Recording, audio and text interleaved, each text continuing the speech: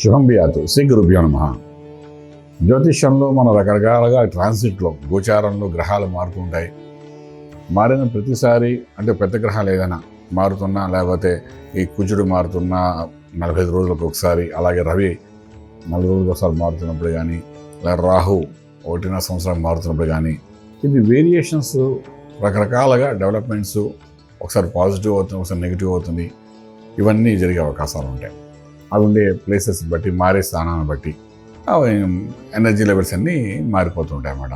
So మన రాశి నుండి అది ఏ భావంలోకి వెళ్తే ఆ భావంలో దాని యొక్క ప్రభావం చూపిస్తుంది. మంచి గ్రహం వెళ్ళిందంటే మనకు మంచి వార్తలు ఇస్తాయి. అదే పాపగ్రహాలు కానీ వెళ్తే మనకు ఆ భావాన్ని పూర్తిగా పాడు చేస్తుంటాయి. ఇవి జనరల్ స్ట్రాటజీ ప్రకారం మాట్లాడుకుంటున్నాం, ఫైన్. అయితే ఏంటంటే ఒకసారి గ్రహ యుద్ధాలు కూడా జరుగుతుంటాయి. ఒక గ్రహం పడినప్పుడు, ఎదురైనప్పుడు కానీ, ఒకే రాశిలో ఉన్నప్పుడు కానీ ఆటోమేటిక్గా వాళ్ళు యుద్ధం చేయడం వల్ల గ్రహ యుద్ధం అంటారు. ఆ గ్రహ యుద్ధం జరుగుతున్నప్పుడు ఏంటంటే ఎవరు బలవంతుడా, ఎవరు బలహీనుడా అని కాకుండా యుద్ధం జరిగిపోతుంటుంది ఒక పక్క. ఆ యుద్ధ ప్రభావం అనేది ఈ 2 గ్రహాలు ఉండే 2 వేరు రాశులు ఉంటే 2 రాశుల మీద దాని ప్రభావం చూపిస్తుంది. లేకపోతే 2 కలిసి ఒకే రాశి మీద ఉంటే ఆ రాశి మీద ప్రభావం చూపిస్తుంది. ఏ రాశిలో యుద్ధం జరుగుతుందో ఆ రాశిలో పుట్టిన వాళ్ళందరూ దాని ప్రభావం చూపిస్తుంది. ఆ రాశి అన్నది మిగిలిన రాశులకి ఏ భావం అయితే ఆ భావం మీద కూడా అటాక్ చూపిస్తుంది. సైంటిఫిక్గా మనం మాట్లాడుకున్నాం. సో ఇలా ఉన్నప్పుడు మనకేంటంటే మన 28వ తారీఖు తర్వాత కుజుడు కన్యా రాశిలో ప్రవేశించడం, శని కుజులు ఇద్దరు ఒకరినొకరిని వీక్షించడం అనేది ఒక యుద్ధం లాంటిదే. గ్రహ యుద్ధం కింద మనం చెప్పచ్చు సుమారుగా. ఎందుకంటే వాళ్ళిద్దరికి పడదు.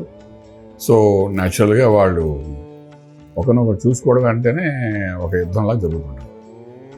ఇలా జరుగుతున్నప్పుడు దీని యొక్క ప్రభావం అన్నది కన్యా రాశి వారికి మనం మాట్లాడుకున్నాం. ఇప్పుడు తులారాశి, వృశ్చిక, ధనురాశి వారికి దాని యొక్క ప్రభావం ఏ విధంగా ఉంటుంది అన్న విషయాన్ని మనం విశేషం తెలుసుకొని ప్రయత్నించేద్దాం. తులారాశికి 6వ భావంలో శనీశ్వరుడు ఉన్నాడు, మంచి పొజిషన్లో ఉన్నాడు, ఆరోగ్య స్థానంలో చక్కగా ఉన్నాడు. శని అక్కడ ఉండడం కూడా మంచిదే ఆ తులారాశి వారికి. 12వ ఇంట్లో కుజుడు కనిపిస్తున్నాడు. అంటే తెలియని స్థితిలో కుజుడు అక్కడికి వచ్చి 45 రోజులు ఉంటున్నాడు. అంటే ఏదో ఒక తెలియని ఒక ఖర్చు. ఉద్యోగం చేసే వాళ్ళకి ఉద్యోగంలో వచ్చిన డబ్బంతా ఏదో రకమైన అప్పటికప్పుడు కొత్తగా ఒక విశేషమైన ఖర్చు మొదలవుతుంది. ఆ ఖర్చు పెట్టేవి. వ్యాపారం చేసేవాళ్ళు ఎవరైతే ఉంటారో, మీ పేరు మీద వ్యాపారం ఉండి వ్యాపారం చేస్తుంటే వ్యాపారంలోని ఈ తీసిన లాభం తీద్దాం అనుకున్న దాంట్లో నుండి ఆ వారంలోని ఒక ఖర్చు కనబడుతుంది. ఆ డబ్బు తీసిన అలా ఖర్చు పెట్టేయడం, చేతికి ఇంటికి రాకుండా. ఈ రకంగా 12వ ఇంట్లో కుజుడు విశేషంగా చేయడం ప్రయత్నం చేస్తారు. అలాగే శనీశ్వరుడు 6వ ఇంట్లో ఉన్నాడు. మామూలుగా అయితే 6వ ఇంట్లో ఉండడం ఇబ్బంది లేదు. కానీ కుజుడు యొక్క దృష్టి తెలియదు కాబట్టి కుజుడు ఏం చేస్తాడంటే శనీశ్వరుడికి 6వ ఇంట్లో ఉన్నా నువ్వు చేయాల్సిన డ్యూటీ ఏంటి అని అడుగుతాడు. వాడు ఏంటి? ఆరోగ్యాన్ని చూడాలి. ఆరోగ్యాన్ని చూడాలంటే ఈ తులారాశి వారికి 6వ స్థానం మీనమైంది కాబట్టి పాదాలు కింద భాగము, అరిపాదాలు, అక్కడ ఉన్న నరాలు, వాటి మీద దృష్టి పెడతాడు. సో పెద్దవాళ్ళు, వయసులో ఉన్నవాళ్ళు, 40 సంవత్సరాలు దాటిన వాళ్ళందరికీ కూడా అరిపాదాల మీద, నరాల మీద కొంతవరకు దాని యొక్క ప్రభావం చూపిస్తుంది. బర్నింగ్ ఇష్యూ కనబడుతుంది. చేసి వీళ్ళిద్దరూ ఒకరినొకరిని యుద్ధం చేయడం వల్ల ఆ వేడికి ఆ బర్నింగ్ ఇష్యూ, న్యూరో ప్రాబ్లం వచ్చే అవకాశం ఉంటుంది. దానికి ఒక ట్రీట్మెంట్ తీసుకోవాల్సిన అవసరం ఉంటుంది. దానికోసం అదేంటో ఐడెంటిఫై చేయడం కోసం మెడికల్ ఖర్చులు పెట్టవలసిన అవసరం కూడా పడుతుంది. ఇది అబవ్ 40 వాళ్ళ గురించి నేను మాట్లాడుతున్నాను. ఓకే, చిన్నపిల్లలు, స్పోర్ట్స్ వాళ్ళు ఉన్నారంటే కాళ్ళకి దెబ్బలు తగ్గుతాయి, నరం చిట్లుతుంది, దానివల్ల ఇబ్బంది పడతారు. స్పోర్ట్స్ ఆటలు ఆడేవాళ్ళు, ఫుట్బాల్ అనుకోండి, క్రికెట్ ఆడేవాళ్ళకి, ఇలాంటి వాళ్ళందరికీ ఇది కనబడుతుంది. కారు, బైక్స్ నడిపే వాళ్ళంటే యాక్సిలేటర్ లెఫ్ట్ లెగ్తో గట్టిగా నొక్కుతూ ఉంటారు. ఆ నొక్కుతున్న ఈ లెఫ్ట్ లెగ్ మీద ఏంటంటే నరంకి సంబంధించిన దోషం వస్తుంది, నొప్పి వస్తుంది. అది ఎప్పటికీ అది పోదు. దాని మీద ట్రీట్మెంట్ చేసుకోవడం కోసం మందులు ఖర్చు పెట్టవలసి వస్తుంది. సో ఎంత వివరంగా మీకు చెప్తున్నా అర్థం చేసుకోండి. ఆఖరికి ఏంటంటే ఎవరిని వదలదు అని. కార్లు నడిపేవాడు అంటే ఆటో గేర్ తీసుకోవాలి, లేకపోతే అప్పటికప్పుడు ఆటో గేర్ కారు ఎలా తీసుకోలేరు కదా.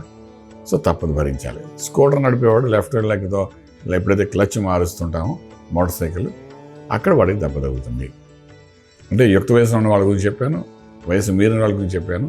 వృద్ధాప్యంలో ఉన్న వాళ్ళంటే కర్ర పట్టుకుని నడవలసిన పరిస్థితి ఏర్పడుతుంది. సో ఇది వాడు అక్కడ చేసేవాడు. కానీ అంటే అంత ఆరోగ్యం మీదే చూపిస్తాడు వాడు, అంతకన్నా ఇంకేం చూపించారు కాబట్టి కొంచెం జాగ్రత్త తీసుకుని సరిపోతుంది.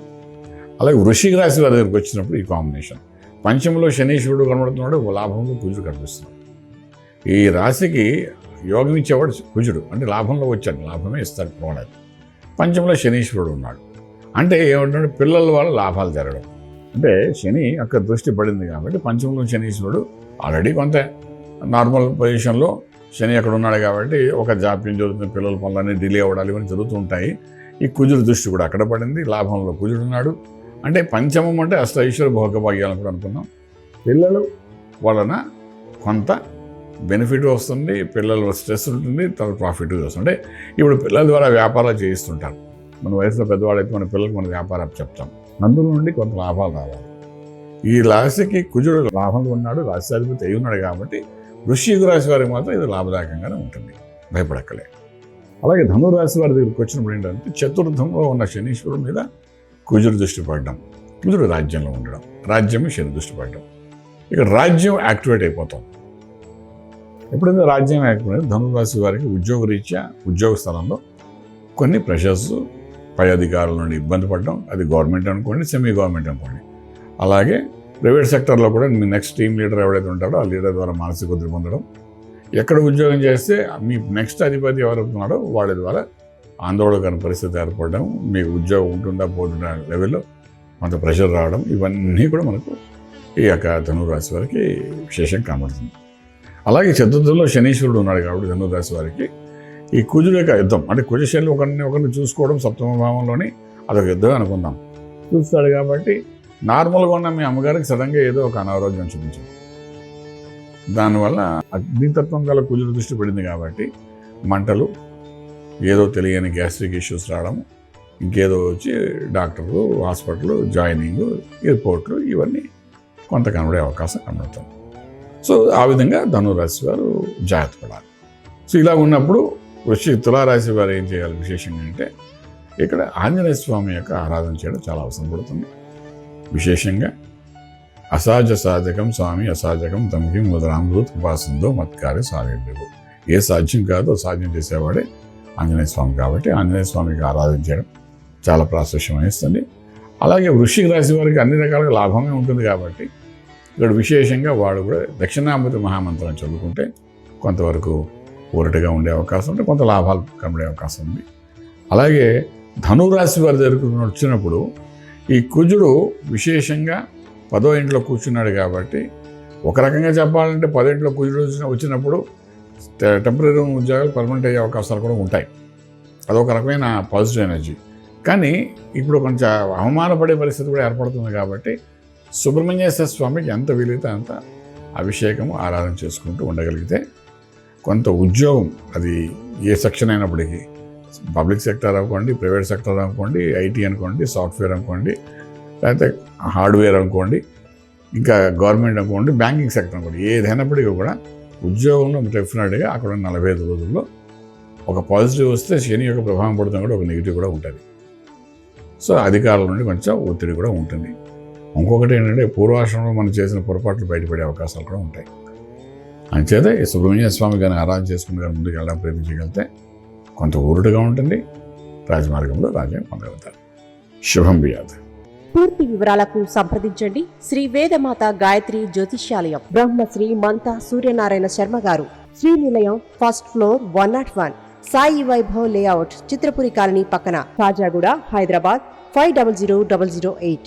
సంప్రదించవలసిన ఫోన్ నంబర్ 8855559147, 8855559148, 9849996644.